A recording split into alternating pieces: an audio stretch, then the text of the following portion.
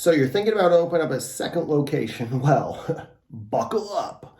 No, I'm just kidding. So Corey sent me some questions about, open up an additional location. And I just thought, I'm sure there are others out there that have similar questions. So he's sent me a list of them. And so I was like, I'm just going to shoot a quick video and kind of go through them one by one. Hopefully someone else will find it helpful. If not, it's not the end of the world. So some questions from Corey. One, what was your timeline from opening?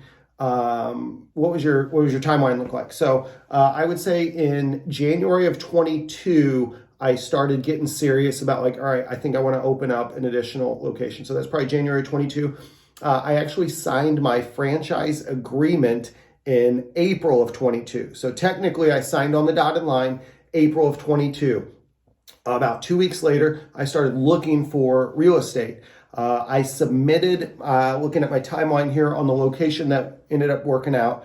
So April of 22, I signed a franchise agreement. June of 22, so 2 months later, I submitted an LOI, which is really when the negotiations really start heating up. It took us 3.5 months to negotiate that LOI. So now we're 5.5 months in. It then took us 7 months from the date we signed the lease in October of 22 to the date we opened, which was on May 8th of 23. It took us 7 months, which is definitely more than what it should have. Now, I will say we had a 2.5 month delay due to the architect that we used was not licensed properly in the state of Missouri. So we had to wait on them to file new tax paperwork. It's a long, drawn out, painful story. Anyway, that set us back about 2.5 months. So from start to finish, we signed it on the franchise agreement.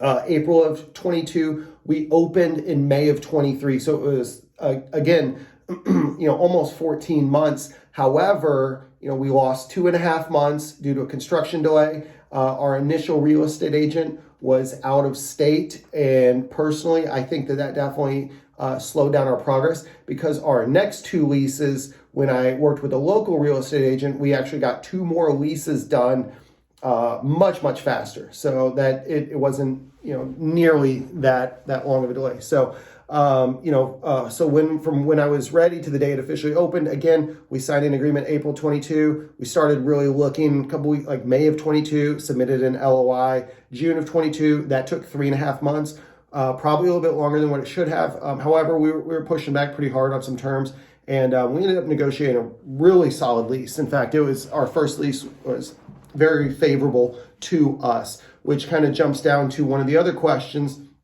What in a lease agreement, any things I should watch out for. So a couple things that stand out to me. One, I want to cap the HVAC repairs. A lot of people don't think about this, but to me, this is really important. If the air conditioning unit breaks, I don't want to be on the hook for replacing a $15,000 HVAC unit.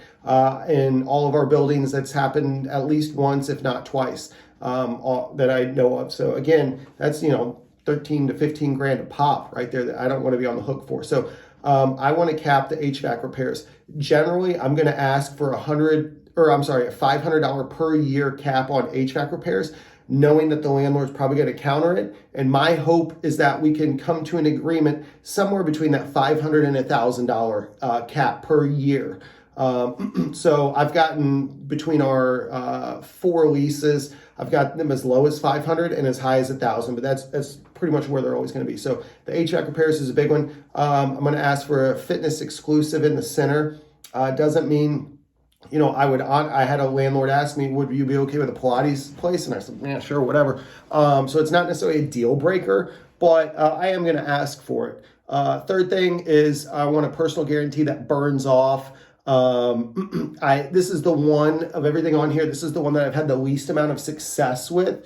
Ultimately, I'm betting on myself, and I'm okay with it. That's a risk I'm willing to live with. Some people in different positions might not feel the same way. But again, I would prefer to have a personal guarantee that either burns off or no personal guarantee at all. But to my knowledge, on all 4 of our spaces, I do have a personal guarantee on it. 4 would be like COVID clause. I forget the technical term. but basically saying that if the government shuts me down, I'm not on the hook for rent, or we just extend the lease back. I think that after 2020, that's becoming more and more common. So that's something I would include in there. I think landlords kind of expect it. I haven't had anyone disagree with me. And again, it's just stating that like if the government forces me to shut down, our lease basically is on pause for that period of time. Next is I'm going to try to cap the triple net increases each year. So most of the time I'm going to get some pushback saying, well, we can't control the taxes. And to that I would say, okay, fine, we'll exclude the taxes. But as far as the common area maintenance, I do want to put a cap on that. Next thing would be an extended construction period. Things are going to go wrong. Things are going to happen. I always want the construction period. I've had landlords that were like, from the date they turn it over, they want you, you have a 60-day construction window. I can tell you right now that doesn't work. Construction companies are slow. They don't move quick. Plus, you're dealing with the permitting, which in some municipalities is a nightmare. I would never agree to that. I'm going 120 days minimum with the construction period. Like that's now again, if I open sooner, which obviously I want to, then the lease kicks in. But I need to protect myself and just saying that, like, look, if something does drag out, which it usually does, like I said, it could be a construction issue, it could be a permitting issue, it could be a lot of issues. I don't want to be on the hook for rent during that kind of period. So I want to give myself as much of a buffer as I possibly can. And then the last thing is the free rent, or kind of really the negotiating the money, which is really this like the only one that most people think about. I look at it in kind of three different ways. So there's your rent, there's your free rent period or number of months free rent, and then there's your TI. I will say that with different landlords, they tend to be push back on different areas. So now, if I'm cash strapped, then I want more TI or more free rent. If I'm in a position of strength, if I've got a lot of cash, then like I don't care where I get my discounts from. So me personally, I don't care where I get my discounts from. If you want to give me a lower rent rate but less TI, I'm cool with it. Some landlords don't want to give out TI. I've got leases where I don't have any TI at all. I've got leases where I have a ton of TI, but the rent maybe is a little bit higher, or the number of months free rent is a little bit higher or lower. So again, I want to look at like TI, free rent period, and and the rent rate as like what levers can I pull with different landlords. It's going to be different based on maybe their financial situation. So again, I'm going to negotiate those, wherever I see that they're willing to give a little, that's where I'm going to take my breaks. I'm probably not going to get all three exactly what I want, but usually one or two of them I can get a pretty good deal. For instance, on our 4 leases, the least amount of free rent I've gotten is 3 months. The most is 7 months.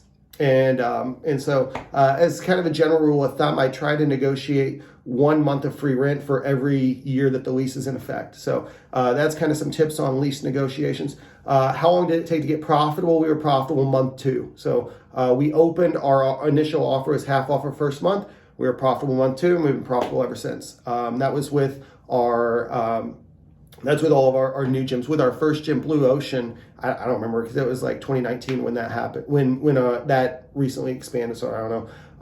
What was our total budget? I think $300,000. Now that includes a pretty hefty upfront marketing expense for a pre-sale. And that includes like paying my staff to train my staff and develop my staff. So it's not like it's $3,000 all in construction. That's like, I think it was $300,000 all in. So everything.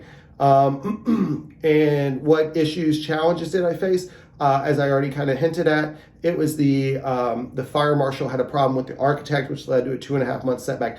Totally didn't see that coming. So that was one issue. So, and in our 2 recent leases, we started our pre-sale in November, and as far as generating leads, we had a really tough go in the beginning. Things have worked out, but the first like 4 to 6 weeks were not pleasant at all. So again, I think there's a lot of factors that come into play there, but that was something that I did not account for. And then last but not least, what does the org chart look like for our locations? At each location, we have a manager or fitness director, call it whatever you want. We have a head trainer, and then we have trainers. That's pretty much it. Now, as we scale up at 4 locations and beyond, there's some other things that come into play, but for the most part, that keeps me completely removed. Is we have a fitness director or manager. Generally, I like to cap them at 10 hours a week training. 15 at the absolute most, but 10 seems to be more realistic in order for them to get the job done and do all the things they need to do. And then a head coach, typically training like 25 hours a week and then doing other things outside of that. And then we'll typically have like a part-time coach on top of that. In total, we're offering 50 sessions a week. So you can kind of do the math from there. But again, that's really it. So hope this helps.